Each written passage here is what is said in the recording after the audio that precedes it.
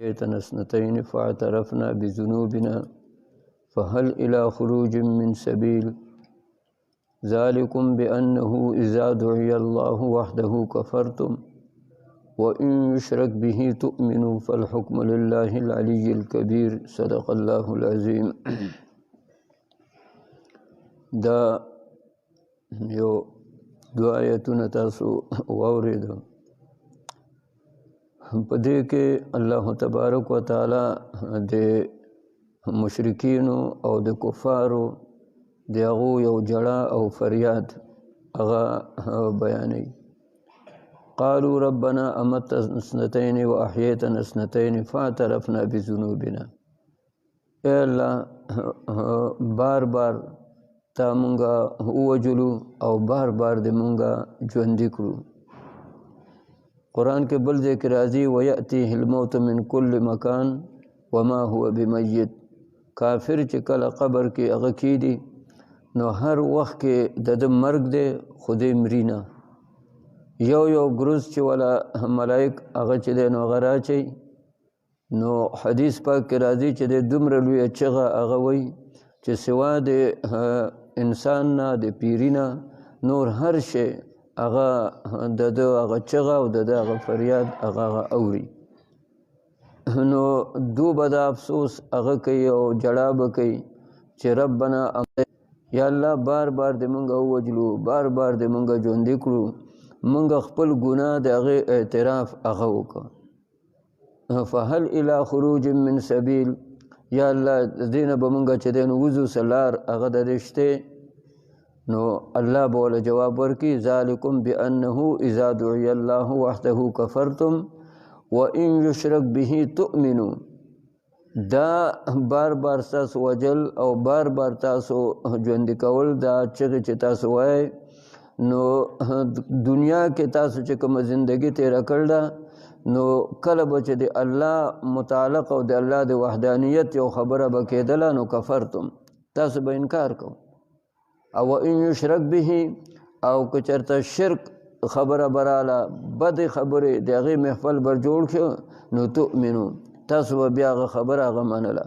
نو تاسو د خپل اعمالو دې ته وګورئ چې تاسو په دنیا کې څه کړي دي. بیا دو به سوال وکړي چې ربنا اخرنا الى اجل قریب نجب دعوتک ونتبع الرسل. یا الله موږ له لږ غوندې مهلت هغه راکړي ستا پیغمبرانو چې کومه خبره کړله هغه خبره هغه به موږ ومنو او ستا د لارې د هغې باندې به موږ صحیح هغه به روان یو او صحیح عمل هغه به پرې کوو خو موږ له لږ غوندې مهلت هغه راکړي.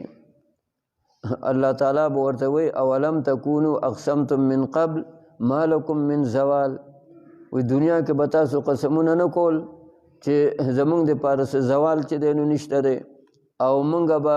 دغه شان هغه په دې دنیا هغې کې هغه به مونږ هغه پاتې کېږو.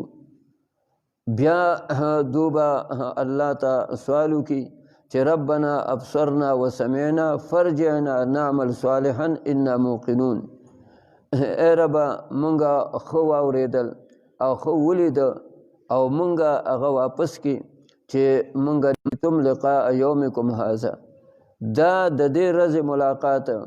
او دا ورځ دې کې چې کومې خبرې هغه مخې ته راځي د تاسو پرېښې وي نو لکه څنګه چې تاسو دا ورځ هغه پرېښې وه نو دقه شان زه ستاسو خبره هغه نه اورم او ستاسو دا سوال دا زه نه قبلوم. بیا به دو سوالو کې ربنا اخرجنا منها نعمل صالحا غیر الذي كنا نعمل. ویا الله مونږ وکاږي او مونږ به ډېر ښه عملونه کوو دا څه چې مونږ کړي دي د دې نه به مونږ ښه عمل هغه به کوو. الله تعالی به ورته وایي اولم نعمرکم ما یتذکر فیه من تذکر وجاءکم النذیر. چې تاسو له ما دومره عمر هغه نو راکړی که چېرته یو سړي پکې نصیحت هغه قبلولی نو هغه نصیحت هغه قبلولی شه. دومره عمر تاسو له ما راکړی. یو حدیث کې راځي چې کوم خلق د هغو 80 کاله عمري یا د 80 کالو نه د هغو عمر هغه زیات شي نو الله تعالی به د قیامت پر ورځ دوی ته ووایي چې دا د شپېتو کالو نه پورته چې دا تاسو یو سیټ ته شئ یو طرف ته شئ. دا خلق دا به یو طرف ټول دغه کافر دي که مسلمان دي دا به ټول دا د شپېتو کالو نه پورته دا به جدا شي. دو ته به الله تعالی دغه خبره وکړي چې اولم نعمرکم ما یتذکر فیه من تذکر، چې دومره عمر مې تاسو له نه راکړی که تاسو پکې نصیحت هغه قبلولی نو قبلولی شو، دومره ډېر وخت و تاسو څخه، تاسو ولې د هغې وخت نه د هغې نه فایده هغه نه ده اخیستې. نبی کریم صلی الله علیه وسلم کله به چې یو ځای کې وده کېده او پاتې کېده به نو څوکۍ هغه یې مقرر کړې وه، څوکۍ هغه به صحابه و هغو به څوکۍ کوله. تاسو چې کوم مدینې منورې ته تللی یئ هغه ځای کې هغه ستن به تاسو چې دی نو لیدلي چې دغه د څوکۍ به دغه ځای کې د نبي علیه السلام دپاره څوکۍ هغه مقرر وه، هغو به هلته ناستو. نو بیا دا آیات نازل شو والله یعصمک من الناس، الله تعالی به تا د خلقو نه هغه بچ کوي. نبی کریم صلی الله علیه وسلم چې دا آیات نازل شو نو د کړکۍ نه د ور نه د هغې نه اواز وکړو او ورته وی چې ځئ، هغو ته وی ځئ بس الله د طرف نه ما ته پیغام هغه راغی چې زه به ستا حفاظت کوم،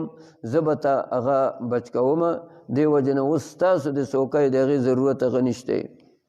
حضرت عمر رضی الله تعالی عنه هغه یو سړی مقرر کړی و دی له چې د مانځه دپاره سهار ټایم کې ما ته به غږ هغه چې دی نو کوي چې چېرته مونځ هغه رانه لیټ هغه نشي. نو یو ورځ شیشه کې هغه یې وکته نو ګیره کې سپین ویښتې ولیده، یو دوو دریو هر څو چې اوس سپین ویښتې ګیره کې هغه ولیدل. نو هغه سړي هغه ته وی آینده بیا ما پسې مه راځه ما مه ویښوه، د مرګ استازی هغه ما ته راغی، دا په ګیره کې چې سپین ویښته هغه ولګي نو دا د مرګ استازی دی. نو دې نه وروستو چې زه د مونځ نه غافل هغه پاتې کېږم نو دا به زما بدقسمتي، ما ته د مرګ دپاره هغه استازی هغه راغی. بیا حدیث کې هغه راځي چې دو به یو پنځم سوال هغه به وکړي چې ربنا غلبت علینا شقوتنا وکنا قوما ضالین ربنا اخرجنا منها فإن عدنا فإنا ظالمون. اے ربا مونږه ډېر بدبخته و، بدبختي په مونږ باندې غالب شوې وه او مونږه ډېر لوی قصور هغه کړ دی او اے ربا مونږه ته واپس کا فإن عدنا فإنا ظالمون، که چېرته مونږه بیا دغه شان ګناهونه وکړو غلطۍ وکړې نو فإنا ظالمون مونږه به واقعي هغه بیا ظالمانو. دا مخکې چې سوالونه یې کړي دي الله وله جوابونه ورکړي دي. اول سوال یې دا کړی چې ای ربه بار بار دې مونږه په دې برزخ کې په دې قبر کې هغه وجلي او مونږه دې دغه ژوندي کړي او مونږ ته خپل ګناهونه معلوم شوي دي. الله تعالی به ورته جواب ورکړي چې دنیا کې دغه شان به تاسو ته هغه وینا کېدله، د الله توحید به بیانېده نو تاسو به انکار کو او چې د شرک خبرې او بد محفلې هغه به وي تاسو به هغې ته تیار وای نو جواب هغه به وله ورکړي. بیا چې دو هغه دا وایي چې ربنا ابصرنا وسمعنا فرجعنا نعمل صالحا انا موقنون، چې ته مونږه خو واورېدل هر څه چې دی نه مونږه ولیدل او مونږه هغه ته واپس کې الله تعالی به وله جواب ورکړي چې فذوقوا بما نسیتم، دا رس خو تاسو یې رکړ وه نو دې وجه نه ذوقوا عذاب الخلد په دې دوزخ هغې کې پاتې کېږئ. دا خبره دا سوال چې دو کی چې ربنا اخرنا الى اجل قریب نجب دعوتک ونتبع الرسل، نو د دې جواب به وله الله ورکړي چې اولم تکونوا اقسمتم من قبل ما لکم من زوال، تاسو خو دنیا کې قسمونه کول چې زمونږه دپاره څه زوال هغه نشته دی. بیا چې دا سوال هغه یې وکړو چې ربنا اخرجنا نعمل صالحا غیر الذي كنا نعمل، نو الله به وله جواب ورکړي اولم نعمرکم ما یتذکر فیه من تذکر وجاءکم النذیر. د دې څلورو فریادونو او د درخواستونو د دې جواب هغه وله الله تعالی هغه ورکړي. خو کله چې دو دا پنځم سوال هغه وکړي چې ربنا غلبت علینا شقوتنا وکنا قوما ضالین ربنا اخرجنا منها فإن عدنا فإنا ظالمون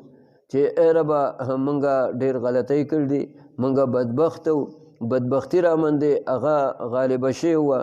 او که اوس تا مونږ له موقع راکړه او بیا مونږه دغه شان غلطۍ کوو نو واقع مونږ به ظالمان یو نو دې ځای کې به ورته الله تعالی وایي اخسئوا فیها ولا تکلمون دفع شئ په دې دوزخ کې او ما سره خبرې هغه مه کوئ دې نه وروستو د دو به نه سوال کوي ځکه دو ته به اجازه نه چې بالکل تاسو ته هېڅ قسم د خپل فریاد د خپل سوال د هغې اجازه هغه درته هغه نشته